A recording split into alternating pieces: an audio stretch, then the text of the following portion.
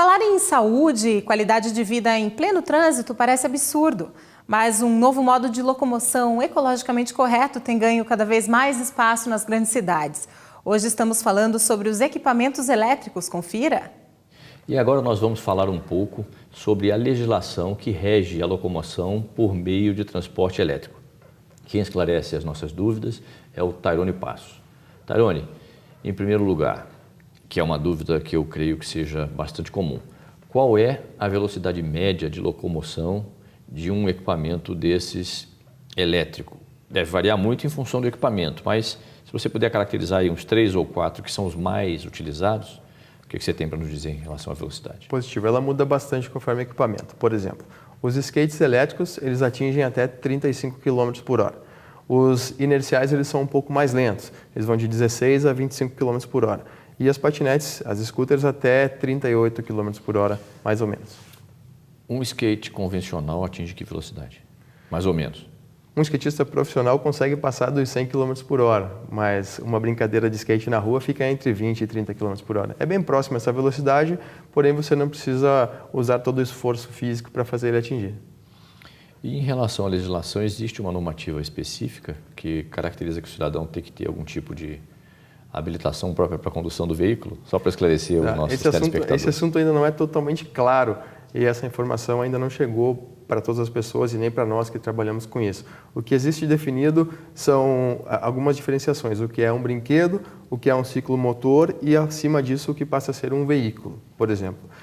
Se esse veículo ou brinquedo tem uma velocidade superior que 50 km por hora, ele leva, digamos, 2 pessoas ou uma pessoa com uma carga total de até 140 quilos, ele é considerado como um automóvel, como uma moto. Aí a pessoa deve ser habilitada categoria A ou B.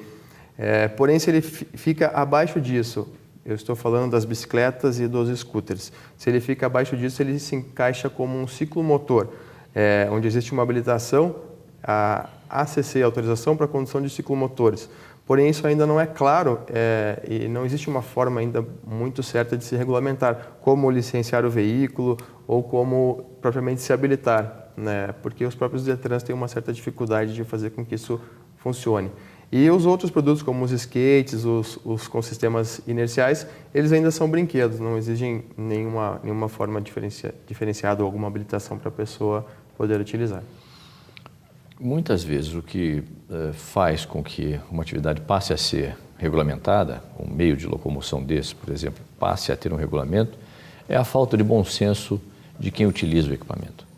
O cidadão pega o equipamento, começa a fazer uma série de loucuras, a transgredir normas, a não ter o bom senso de verificar se ele está no meio de pedestres, no meio de ciclistas, num ambiente onde haja crianças. Como é que você tem acompanhado esses condutores, vou chamar de condutores, porque não deixa de ser condutores, pode ser, né? Pode ser condutores. Desses veículos alternativos elétricos aí, eles têm tido a consciência de que para usar durante mais tempo é preciso não transgredir algumas normas naturais e que o bom senso determina? Obviamente, quando a pessoa opta por adquirir um produto, um pequeno elétrico, um scooter ou um skate, ele recebe uma orientação grande e tem todo um conteúdo por trás disso, onde nós disponibilizamos vídeos, manuais de utilização, buscando realmente conscientizar as pessoas que aquilo não é um veículo feito para disputa em vias, ou seja, se ele vai à praia, ele vai à praia com o carro dele. Se ele quer percorrer uma distância pequena, fazendo com que aquele dia seja um dia um pouco diferente, fugir do trânsito, ele vai utilizar esse veículo, vai se divertir. Ou muitas vezes para deslocamentos entre pequenas regiões. No meu caso, eu tenho um escritório próximo ao centro e às vezes preciso ir ao centro. Então eu não vou com o carro, eu deixo à disposição no escritório para mim ou para as pessoas que ali trabalham, pegar um skate ou pegar uma bicicleta elétrica ou uma scooter e fazer esses percursos, porque a nossa região central de Curitiba, ela tem muitas vias específicas para essa utilização que facilitam, mas a educação das pessoas eu acredito que seja o que vai determinar o futuro dessa normatização. Porque é comum, né? As pessoas transgridem, causam problema, causam dano, e depois vem uma regulamentação que todo mundo reclama. Exatamente. Depois a regulamentação é para punir os bons também. Existe algum critério para que eu adquira um equipamento dessa natureza, considerando, obviamente, mais uma vez, o nosso bom senso pessoal? Quero comprar uma bicicleta elétrica para o meu menino. Vamos lá, o menino tem determinada idade, determinada estatura. Isso existe algum tipo de recomendação? Quer dizer, no manual, a indústria recomenda, a fábrica recomenda alguma coisa? Não? A indústria recomenda, todos os produtos têm uma faixa etária de utilização. A maioria deles é acima de 14 anos. Porém, se você tem 16 e não se sente fisicamente capaz de conduzir, não é recomendado que você conduza. O bom senso é a melhor parte. Todos eles têm aquele sistema de limitação de velocidade.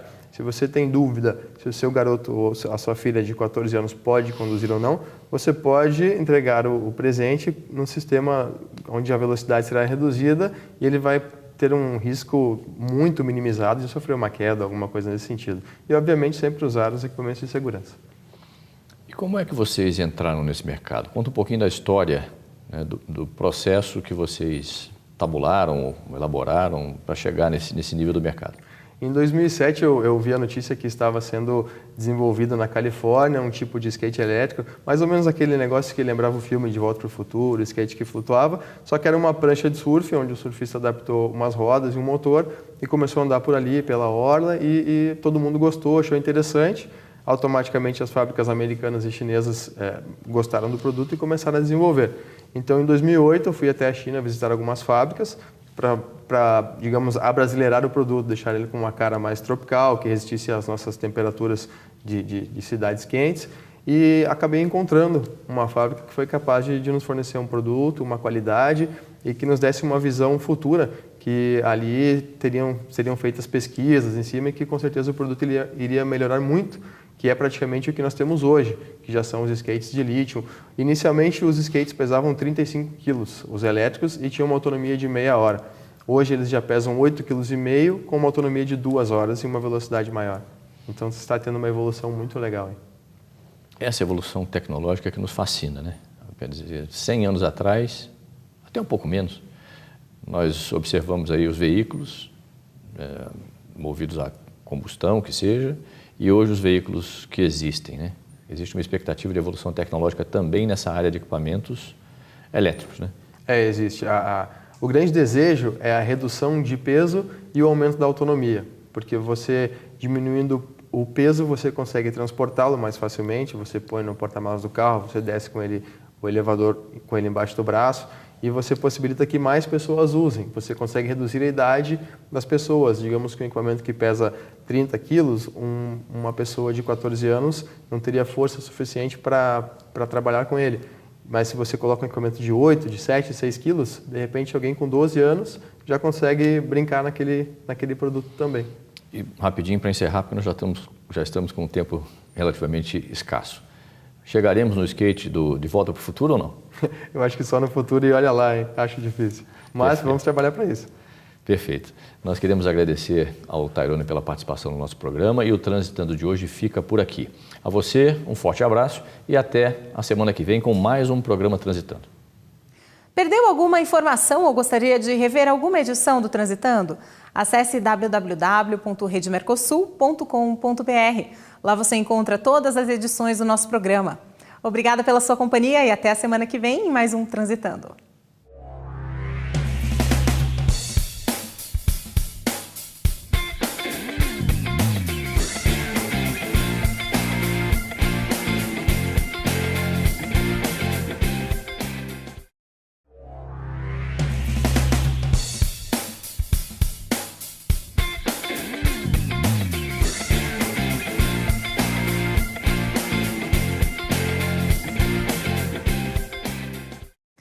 Em prol de uma estrutura de transporte multimodal, várias cidades ao redor do mundo têm concentrado esforços em torno de um novo conceito de planejamento urbano.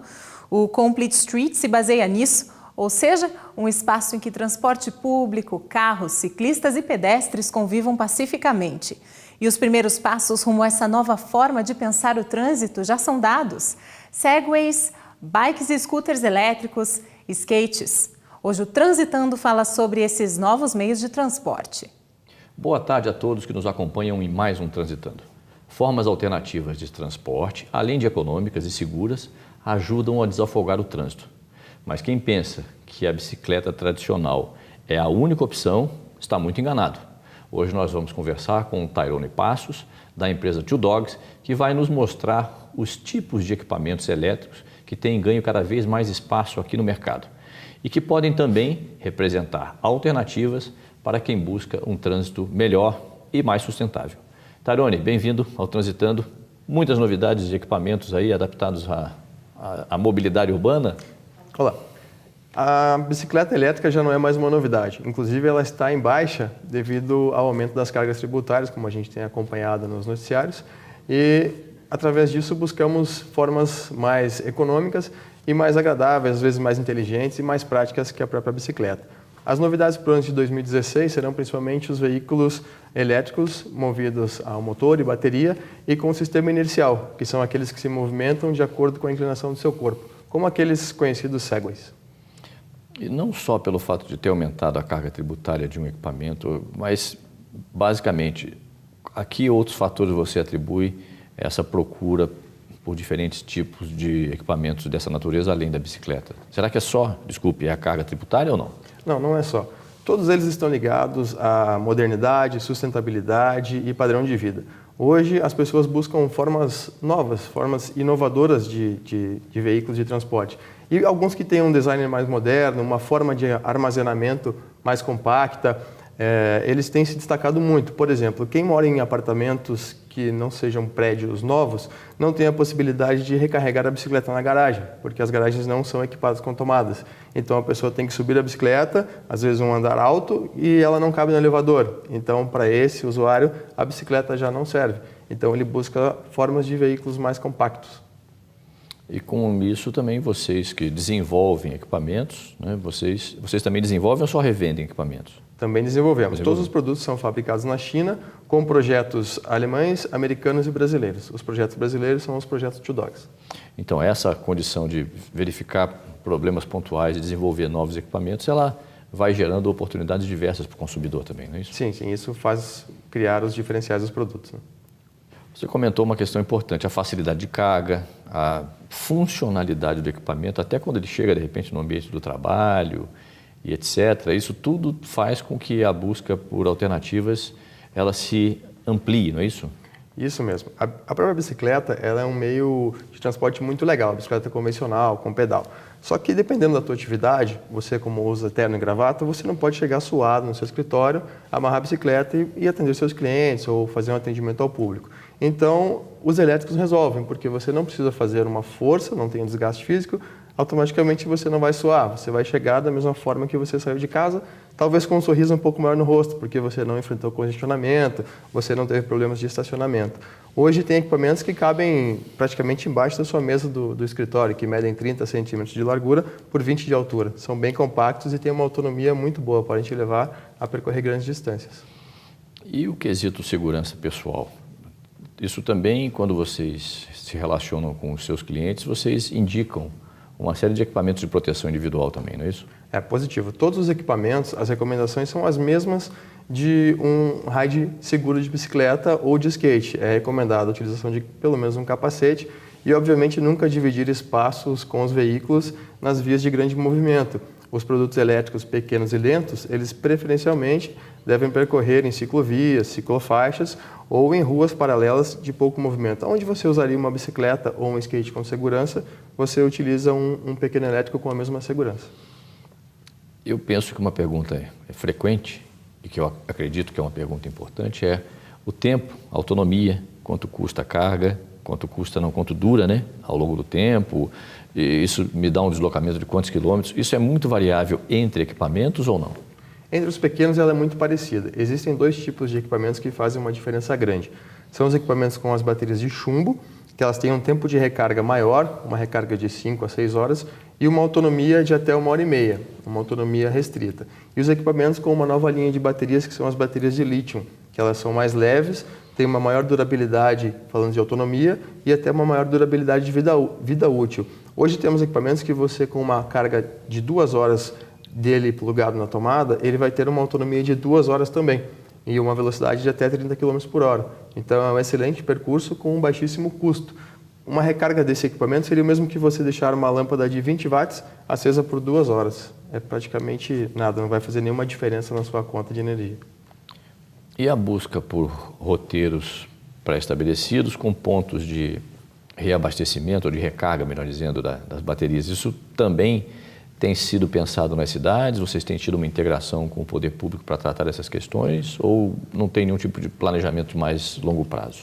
Os pontos de recarga, existem alguns trabalhos para os automóveis, realmente os automóveis elétricos, não os pequenos. Mas ainda são muito raros.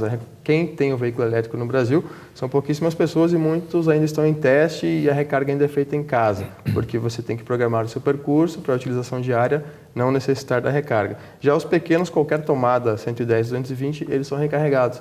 Então não existe nenhuma necessidade especial de ponto de recarga. E qual é a vida útil média dos dois tipos de bateria? A de chumbo, que você comentou, é a de lítio, não é isso? Isso, a de chumbo tem uma vida útil de 2 anos, dependendo da utilização, ela pode ser até maior que isso, e a de lítio até 4 anos. E existe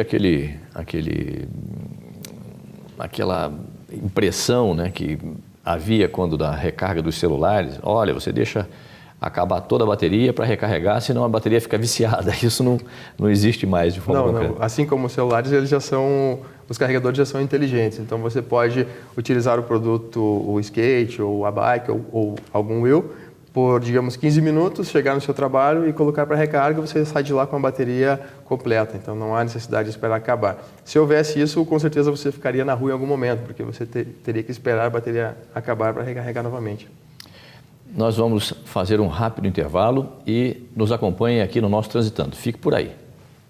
No próximo bloco, nós vamos entender um pouco mais sobre os modais elétricos que têm conquistado cada vez mais espaço nas grandes cidades. Daqui a pouquinho, não saia daí.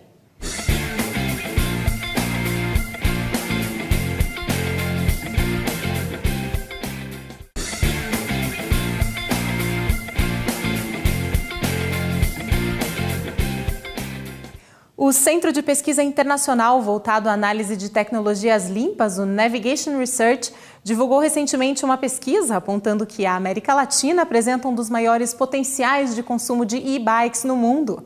Formas alternativas de transporte, além de ajudarem a desobstruir as vias, ajudam também o meio ambiente. É isso mesmo, os equipamentos elétricos possibilitam a circulação eficiente e reduzem a emissão de poluentes. Em uma sociedade que é acostumado a perder muitas horas no trânsito, esse meio de transporte, movido a energia elétrica, que não polui o ambiente, né, melhora as condições ambientais, mas também, obviamente, dá uma condição melhor de deslocamento para o próprio indivíduo. Nós continuamos a conversar com o Tyrone sobre essas novas alternativas de transporte. Esses tipos de equipamento, Tyrone, em comparação com os veículos normalmente movidos a combustível, né, além das vantagens ambientais, por exemplo, o tempo de deslocamento, a forma pela qual ele se desloca para a sua atividade de trabalho, tudo isso tem um peso ponderado na opção que o cidadão faz, contanto que haja uma segurança concreta do cidadão para isso, não é? Certamente que sim. A pessoa deve escolher, primeiro de tudo, o tipo de equipamento que ela mais se adapta e que ela se sente mais confortável a conduzir. Nós começamos em 2008 a importação dos skates elétricos, que na época foi novidade no Brasil e no mundo e foi um grande sucesso. Porém, ele era restrito a um determinado tipo de público. Nem todas as pessoas se sentiam capacitadas a conduzir um skate elétrico, talvez por ele ser um pouco radical, necessitar de um pouco de equilíbrio.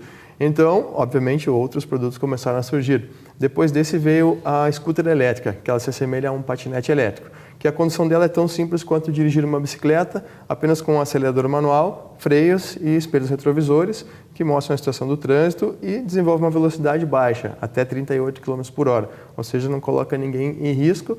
E tem um sistema que reduz ainda mais a velocidade. Caso você não se sinta apto ou ainda não esteja totalmente familiarizado com o equipamento, existe um dispositivo que fica até escondido no caso de um adolescente querer andar, onde você limita a velocidade pela metade. Então, até que você se sinta totalmente apto a ter a velocidade máxima, os 38 km por hora, que não são muitos, ele vai te ajudar. Além da scooter, existem os monociclos elétricos, que esse sim exige um certo grau de equilíbrio e treinamento. E como eu falei agora há pouco, os inerciais, que serão lançados a partir do ano que vem, que são aqueles que se locomovem com o equilíbrio do corpo. Ele não exige nenhum acelerador manual ou freio. Ele Aparentemente é difícil, mas ele se torna fácil porque a forma como ele é montada faz com que o centro de gravidade dele seja baixo e o seu próprio peso lhe equilibre. Então, em questão de alguns minutos, qualquer pessoa já está apta a conduzi-los. Você comentou do skate. Eu, particularmente, nunca consegui andar de skate. Em que pese o fato, né, de que, na minha época, nós desmontávamos o patim, os patins, né? Aqueles patins que tinham roda de ferro, e fazíamos um arranjo ali para montar um skate. É preciso saber andar de skate normal para conduzir, ou ser conduzido, melhor dizendo, por um skate desse elétrico ou não? Facilita bastante, mas não é, digamos, uma exigência. Porque o skate normal, ele desliza muito fácil. Então, você, sem prática, você coloca o pé no skate, ele vai e você fica, e vem um tombo. O skate elétrico não, ele é muito mais pesado, ele tem uma massa grande e ele tem o motor e o sistema de circuitos dele faz com que ele fique parado até você acionar o acelerador ou o freio. Então ele é bem mais fácil, você não precisa ser um super skatista para conseguir andar no skate elétrico. Se nós tivermos que comparar custos, transporte tradicional e o alternativo elétrico, a distância é muito grande ou cada vez mais os equipamentos elétricos têm um preço mais acessível pelo fato de haver um avanço aí na tecnologia? Essa distância é muito grande. Se você comparar hoje um veículo tradicional, um automóvel elétrico com um automóvel com motor a combustão, gasolina ou álcool, ele se torna mais caro, porque o custo de aquisição desse automóvel elétrico ele ainda é muito elevado. O custo de operação é mais baixo, porque ele vai consumir a energia e não o petróleo, a gasolina, e isso faz com que ele ainda seja inviável, pelo custo de compra. Porém, os pequenos elétricos, eles são uma vantagem econômica muito viável, porque o custo de aquisição é muito baixo. Nós temos equipamentos hoje que começam em R$ 2.500 até R$ 7.000. E eles não necessitam de uma manutenção, você não tem que programar troca de óleo, agendar a oficina e pagar por isso. Você vai utilizá-lo do começo até o fim da vida, da mesma forma como ele foi comprado. E o custo de operação dele, que é só o consumo de combustível, é baixíssimo também, aquele equiparado a uma lâmpada, como eu falei antes. A outra pergunta exatamente é essa. Se nós considerarmos a manutenção do veículo tradicional e a manutenção desses equipamentos elétricos, né, eles também necessitam de manutenção contínua, mas com que frequência e qual é a relação entre os dois tipos, melhor dizendo, de equipamento? Você não precisa de uma manutenção especializada, você não precisa agendar horários em oficinas e fazer trocas programadas de peça, porque todos os componentes são feitos para durar a vida toda dele, dependendo do tipo de equipamento. Se for um equipamento com bateria de chumbo, ele vai ter uma vida útil aproximada de 2 anos, com uso constante. Se for um equipamento de lítio, ele vai durar até 4 anos. E o que você precisa fazer é como você faz em casa na sua bike. Passar um óleo na corrente, às vezes lubrificar um rolamento, alguma coisa assim. Nada que você demande tempo e dinheiro para fazer essa manutenção. E essa manutenção, você comentou que não é uma manutenção muito especializada, mas de qualquer forma, né, defeitos muitas vezes de fabricação ocorrem. Aí vocês dão uma certa condição de garantia para que o equipamento seja trocado ou recondicionado?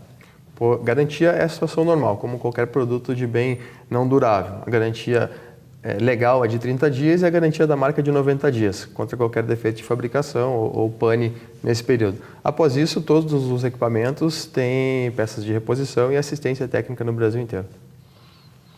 Uma questão que eu considero que é importante é que esses equipamentos não geram ruído, né? E eles são muito pouco perceptíveis no trânsito. Você comentou que o ideal é não concorrer com os veículos, os veículos tradicionais no trânsito e que haja vias e formas alternativas de deslocamento. Esses veículos podem se deslocar nas calçadas ou existe algum tipo de restrição para isso? Não conhecemos nenhum tipo de restrição. As calçadas que compartilham ciclovias ou ciclofaixas, eles usam as mesmas faixas das bicicletas. As que não utilizam, se a calçada for... Vamos falar um pouco mais do material. Se a calçada for uma superfície que permita o uso, por exemplo, produtos com roda pequena não conseguem andar em calçadas irregulares. Então, é aconselhável utilizar ruas paralelas. E as ruas de grande movimento certamente têm que ser evitadas. A questão do ruído tem um ponto bem positivo, que ela não gera essa poluição sonora, esse ruído. O veículo se desloca com um baixíssimo ruído, praticamente só o ruído do atrito dos pneus.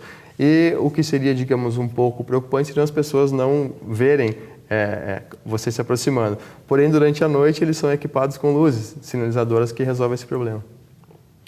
E para você que nos acompanha, não saia daí. A gente vai fazer um breve intervalo e já voltamos. Não perca o próximo bloco do Transitando, é já já.